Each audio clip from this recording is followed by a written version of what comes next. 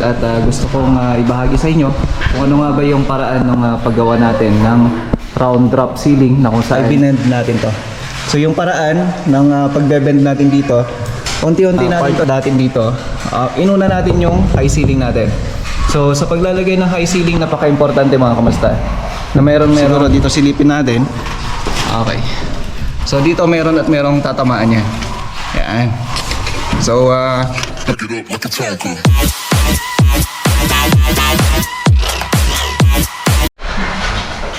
Hey, so welcome back sa ating panibagong vlog mga kamusta na. So narito tayo ngayon sa ating proyekto dito sa Wakal at gusto kong ibahagi sa inyo kung ano nga ba yung paraan ng paggawa natin ng round drop ceiling na kung saan kung makikita nyo. Ayan, simulan na namin and then halos malapit na matapos to. So bakit nga ba halos malapit na? Gagawin na lang natin dito yung drop niya na lang mga kamusta no? Kung saan niya na lang ikakapit natin. So ngayon, gusto kong pag-usapan at gusto ko ibahagi sa inyo kung ano nga ba yung mga ginawa namin dito mga kamusta no? At kung paano nga ba. So kung napapansin niyo, ang ginamit natin dito ay gypsum board. Okay? So gypsum board to lahat. So sa gypsum board na to, ang ginawa natin dito mga kamusta ay binend natin to. So yung paraan ng pagbe-bend natin dito, unti-unti natin to hinihiwa-hiwa. So hindi kailangan hiwain to ng kumbaga malalim. So kailangan lang to para mamaluktot lang kaunti ay hiwa-hiwain mo lamang siya. So depende kung gaano kaluwang yung radius na ginagawa natin o kaya yung bilog niya. So depende rin yan kung gaano ka layo yung paghihiwa natin. So importante dyan kapag ka naghihiwa kayo, huwag yung tagos hanggang doon sa kabila niya. Kasi kapag ka ito'y tagos, masisira naman na siya.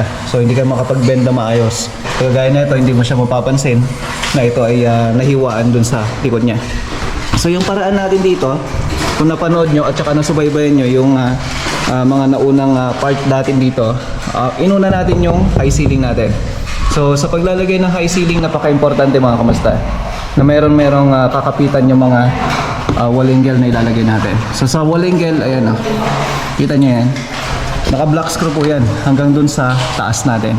So hindi ito nakakapit lamang dito sa may gypsum board natin kasi walang puwersa ang gypsum board kahit anong board yan, kahit na hardiplex o ano man. So mas maganda kung ito ay may metal paring sa taas, kung saan yun yung ginawa natin. So although hindi natin makikita ngayon dito, siguro dito silipin natin. Okay. So dito meron at merong tatamaan yan. Yan. So napakalaking bagay mga kamusta na meron siyang tatamaan na metal frames.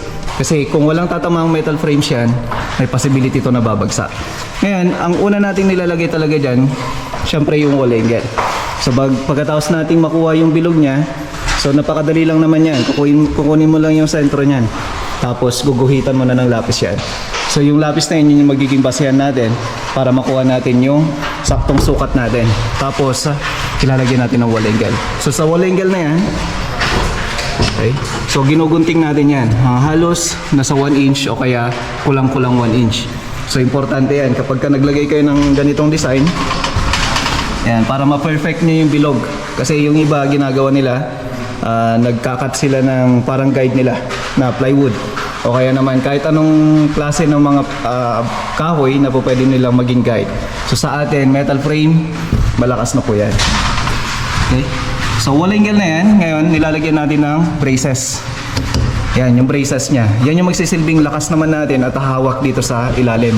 Hindi po pwede na ito yung magpapalakas, kundi yung braces natin. So importante yan, nakakapit dun sa may wall angle natin. Yan. So yung pagitan natin dyan, nasa 50 cm up to 60. Pero kung maaari, mas malapit, mas maganda. Pero dito, malapit na ho yan para sabihin natin na malakas. Kasi dito, gumamit pa tayo ng metal paring dito sa baba niya. Kasi pwede naman tayong gumamit dito ng wall angle. Pero para sigurado mas matibay, gumamit kayo ng metal paring. So pwede kayong gumamit ng cut-off machine para may cut to ng nasa 1 inch. So kinat natin yan ng 1 inch yung bawat pagitan yan.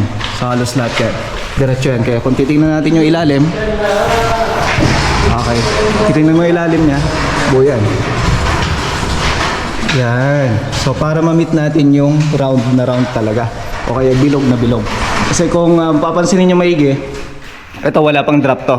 o kaya wala pa yung metal paring niya dito sa drop. Pero ang ginagawa natin yan, inoonti-onti natin, lalagyan ng braces, tapos lalagyan na ulit natin ng metal paring yung ilalim. Kasi itong metal paring na to, kung napapansin nyo itong wall angle dito, dyan natin siya ikakapit. Yan.